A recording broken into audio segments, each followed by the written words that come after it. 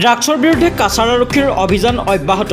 কাছাৰত পুনৰ বুজন পৰিমাণৰ ইয়াবাহ টেবলেটসহ গ্ৰেপ্তাৰ এক সৰবৰাহকাৰী। ধৃত সৰবৰাহকাৰীৰ নাম চুংকাং লেউটাং আৰু চুংকাং লেউটাঙৰ ঘৰ মণিপুৰৰ টামেংলং। এক গোপন সূত্ৰৰ ভিত্তিত শিলচৰ মণিপুৰ সংযোগী ৰাষ্ট্ৰীয় ঘাইপথত কাছাৰৰ জিৰিঘাট লালপানীত অভিযান চলাই 24,000 ইয়াবাহ টেবলেটসহ আৰক্ষীয়ে গ্ৰেপ্তাৰ কৰে মণিপুৰৰ সৰবৰাহকাৰীটোক।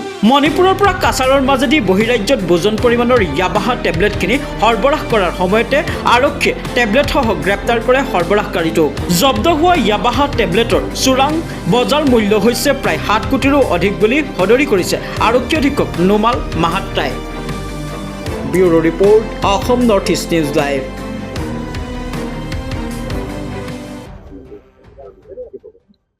নিচাযুক্ত সামগ্ৰী বা ড্ৰাগছৰ বিৰুদ্ধে আমাৰ অভিযান অব্যাহত আছে।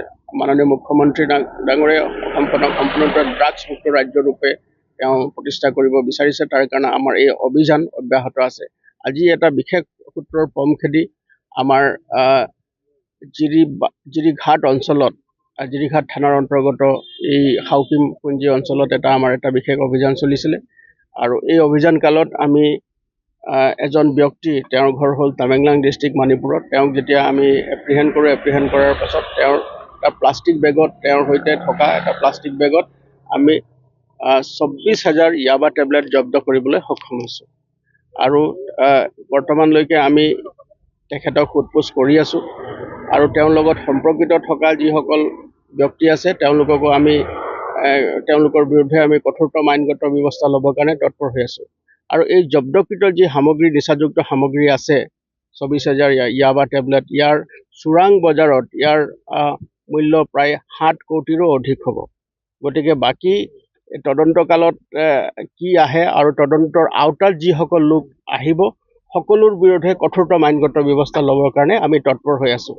এতিয়া প্ৰাৰম্ভিক তদন্তত দেখা গৈছে যে এইটো অসম মণিপুৰ সীমান্তৱৰ্তী অঞ্চলত এইটো আমাৰ অভিযান চলিছিলে।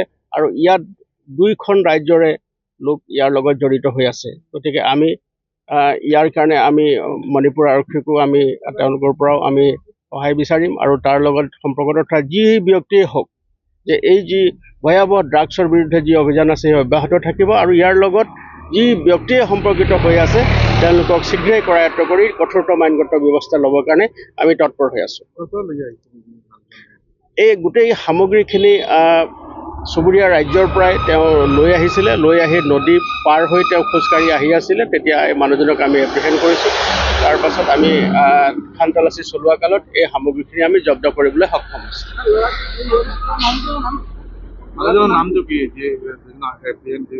নাই, নামটো বৰ্তমানলৈকে আমি আপোনালোক জনোৱা নাই, কাৰণ আমি বাকী তদন্ত আমাৰ এতিয়াও অব্যাহত আছে। সেই অঞ্চলত আমাৰ তদন্ত বৰ্তমানলৈকে চলি আছে। আপুনি জানে যে এই অঞ্চলত আৰু কিছু সামগ্ৰী